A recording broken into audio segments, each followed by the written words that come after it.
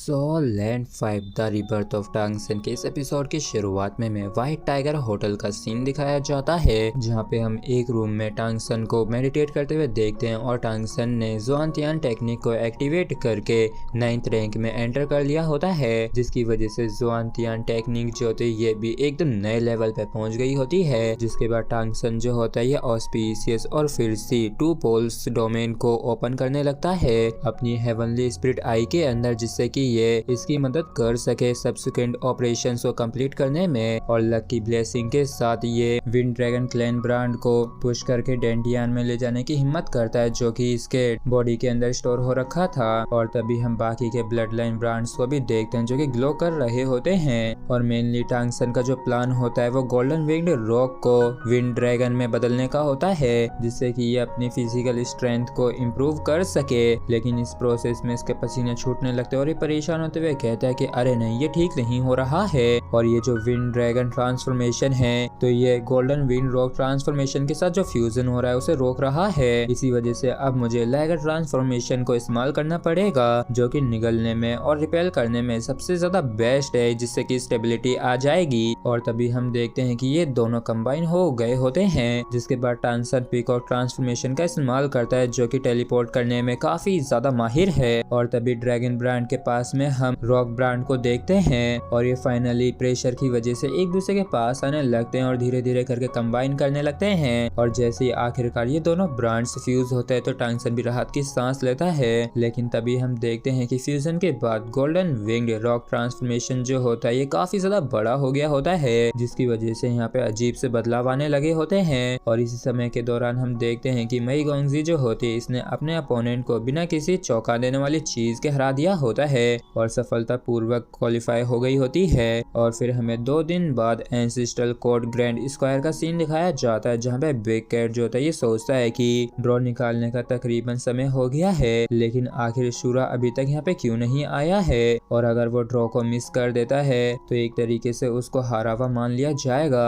और टूर्नामेंट में एंटर करने से पहले मैंने कभी नहीं सोचा था कि मैं फाइनल्स तक पहुंच पाऊंगा, और जो मैं टॉप 16 में एंटर कर पाया हूँ तो एक तरीके से मैंने लायन और टाइगर क्लैन को अपना पोटेंशियल प्रूव कर दिया है। तो एक तरीके से मेरा जो टास्क है उसे मैंने इनिशियली कंप्लीट कर दिया है। और पिछले कुछ दिनों में बेसिकली मैंने गॉड स्लेयर डोमेन को मास्टर कर लिया है। और मैं नहीं जानता कि फाइनल से पहले मैं कितना दूर तक जा सकता हूँ, लेकिन जो भी हो मुझे आज के मैच का सच में काफी बेसब्री से इंतजार है। और तभी मई गोंगजी जो होती है यहाँ पे आ जाती है और ये थोड़ी परेशान होते हुए कहती है कि बिग कैट आखिर तुम्हारा ब्रदर कहाँ है, क्या वो यहाँ पे है? और मैं उससे अब कांटेक्ट भी नहीं कर पा रही हूँ। उसने 2 दिन पहले ये कहा था कि वो 2 दिनों के लिए सेक्लूजन में जा रहा है, तो क्या उसके साथ किसी तरीके की दिक्कत हो गई है? तो बिग कैट जो होता है ये कहता है कि मैं भी उससे कांटेक्ट नहीं कर पाया हूँ, तो कैसा रहेगा कि मैं जाके उसको ढूंढूं? तो मई गोंगजी जो होती है ये कहती है कि बेहतर यही होगा कि मैं जाके ढूंढूं, क्योंकि मैं तुमसे कहीं ज्यादा तेज हूँ। और इतना कह के ये यहाँ से गायब हो जाती है और सीधे टांगसन के रूम में टेलीपोर्ट होके आ जाती है, जहाँ पे इसके सामने टांगसन का रूम होता है। और ये उसे देखते हुए सोचती है कि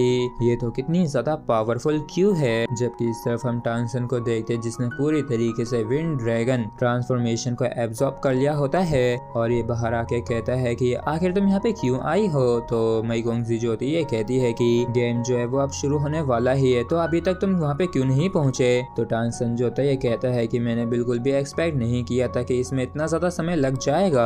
और फिर हमें मालूम चलता है कि फ्यूजन के बाद गोल्डन विंग रॉक ट्रांसफॉर्मेशन जो है वो अब बदल के golden rock wing dragon transformation बन गया है। और इसके साथ ही साथ इसके अंदर कुछ काफी अद्भुत से बदलाव भी आए हैं। और टांगसन की बॉडी के अंदर जो ब्लड लाइन है उसका एक अलग ही क्लींसिंग इफेक्ट है। और इसके साथ ही साथ इसकी जो फिजिकल स्ट्रेंथ है वो भी काफी ज्यादा बढ़ गई है, जिसकी वजह से यहाँ तक कि इसका जो ब्लड है उसमें हल्का हल्का ड्रैगन का ऑरा आ गया है। और टांगसन ने बिल्कुल भी एक्सपेक्ट नहीं किया था कि इसकी जो ब्लड लाइन है वो ड्रैगन ब्लड लाइन के इतने करीब पहुंच जाएगी। और इसको जो लग रहा था कि क्रिस्टल ग्रेट डीमन किंग ने इसको जो फेवर किया है और जिंग जिंग को इसको दिया है, तो पक्का इनके बीच में किसी न किसी तरीके का कनेक्शन है। और तभी मई गोंगजी जो होती है कहती है कि बिग कैट जो है उसने अभी तक लॉर्ड भी नहीं निकाली है, बस इसलिए क्योंकि वो तुम्हारे लिए इंतजार कर रहा था। तो इस चीज को सुन के टांगसन भी हैरान परेशान होते हुए कहता है कि तो फिर ठीक है, जल्दी से वहाँ पे चलते हैं। जबकि सब बिग कैट जो होता है सोच रहा होता है कि आखिर ये दोनों अभी तक यहाँ पे क्यों नहीं आए हैं। जबकि इस तरफ ये जो रेफरी होता है ये कहते हैं कि हे कंटेस्टेंट, प्लीज तुम जल्दी से इधर आके अपनी लॉट निकालो। और इसकी वजह से हम देखते हैं कि बिग कैट जो होता है परेशान होने लगा होता है। और इसी के साथ फ्रेंड्स हमारा एपिसोड यहीं पे खत्म होता है। अगर आप लोगों को वीडियो अच्छा लगा हो तो प्लीज चैनल को सब्सक्राइब और वीडियो को लाइक करना बिल्कुल भी ना भूलें। Thank you.